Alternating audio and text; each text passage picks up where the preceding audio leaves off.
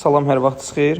Artıq Dövlət İmtahan Mərkəzi tərəfindən 15 mart tarixində keçiriləcək buraxılış imtahanında iştirak edəcək şagirdlərin imtahana buraxılış vərəqəsini sistemə yerləşdirmişdi. İndi siz artıq imtahana hara düşdüyünüzə baxa bilərsiniz və bunu necə etmək lazım olduğunu göstərəcəm.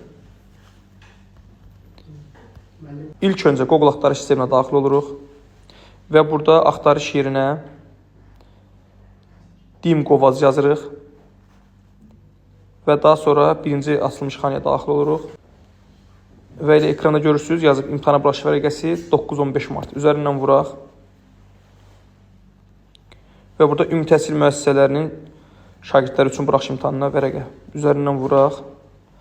Və burada görürsünüz, artıq şagirdlər üçün giriş var sol tərəfdə. Onun üzərindən vururuq.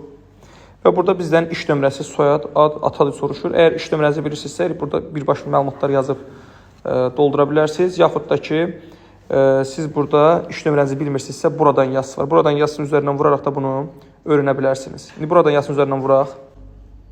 Və biz bura daxil olur və burada bizdən vəsiqənin nömrəsini istəyir. İndi mən sizə yeni və köhnə vəsiqələrdə həm vəsiqənin nömrəsini, həm də fin kodunun harda olduğunu göstərir. Köhnə vəsiqələrdə vəsiqənin nömrəsi burada işarələnmiş 9 rəqəmli simvollardır və burada AZ sözünü yazmırsınız. Birbaşa 9 rəqəmli simvolu yazırsınız. Yeni nəsil şəxs vəsiqələrində vəsiqənin nömrəsi 9 rəqəmli AA ilə başlayan simvollardır və yenə AA ilə başlayan hissəni bütövlükdə yazırıq. Ən son vəsiqələrdə isə bu yuxarıda görürsünüz yazılıb AB ilə başlayan hissəni 9 rəqəmli simvolu biz daxil edirik. Köhnə vəsiqələrdə fin kod burada işarələnmiş son 8 rəqəmli. Yeni nəsil şəxs vəsiqələrində fin kod burada identifikasiya nömrəsi yazılmış. Və qeyd etdiyim kimi ən son vəsiqələrdə burada vəsiqənin fin kodu identifikasiya nömrəsi yazılmış 7 rəqəmli simvoldur. Və indi biz müvafiq məlumat vəsiqəmizin nömrəsinin A ilə başlayan hissəni yazırıq. Daha sonra fin kodumuzu yazırıq.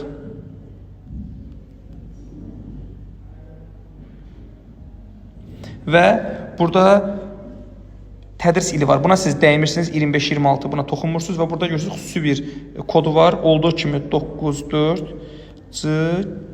CGAU. Və burada necə yazılıb böyük kiçik bunu olduğu kimi daxil edirsiniz və daxil düyməsini sıxırsınız. Bəzən görürsünüz ki, bunu daxil edəndə hansısa bir məlumat səhv daxil edirsə, yazıcı məlumat tapılmadı. Ümumiyyətlə məlumatlar düz daxil etsəz belə məlumat çıxmasa, siz məktəb rəhbərliyinə bildirin, yəni sinif rəhbərinizə bildirin, sizin iş nömrənizi sizə göndərəcək. Yəni onlarda iş nömrəsi olur. İndi biz daxil düyməsini sıxaq. Qeyd etdiyim kimi, əgər sizə də belə bir hal baş versə, sinif rəhbərinizə bildirə bilərsiniz. Və indi biz sistemimizə daxil olduq. Burada görürsünüz, şagird haqqında məlumatlar var. Burada iş nömrəsi görürsünüz, yaşıl dairəyə almışam. 8 rəqəmli iş nömrəsini biz artıq buradan götürürük. Və daha sonra biz geri qaydırıq. Və geri qaydaraq burada iş nömrəmizi biz bura daxil edək.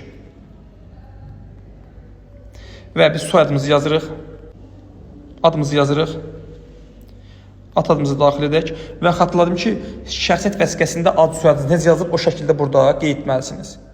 Və daha sonra buraxılış vərəqəsini çap et üzərindən vurun. Bir daha bildirirəm, hər hansı bir problem yaransa sinif rəhbərinizə bildirə bilərsiniz, o sizə köməklik göstərəcək. Və yaxud da ki, imtahana buraxılış vərəqəsini onsuz da məktəblər sizə təqdim edəcək və indi biz buraxılış vərəqəsinin üzərindən və artıq biz buraxılış vərəqəsini baxdıq ki, imtahana hara düşmüşük. İmtahan 15 mart tarixinə keçiriləcək və saat 11-də başlayır. Çalışın imtahana tez gedin və imtahana gedərkən bu vərəqi çıxarırsınız. Bu vərəqi sizə həm məktəb təqdim edə bilər, həm də özünüz çıxarda bilərsiniz. Və eyni zamanda imtahana gedəndə şəxsiyyət vəsiqəsində mütləq özünüzdən aparmalısınız. Şəxsiyyət vəsiqəsi üzərinizdə olmasa siz imtahana buraxmayacaqlar. Yaxud da ki, bu vərəqi olmasa imtahana buraxılmırsınız.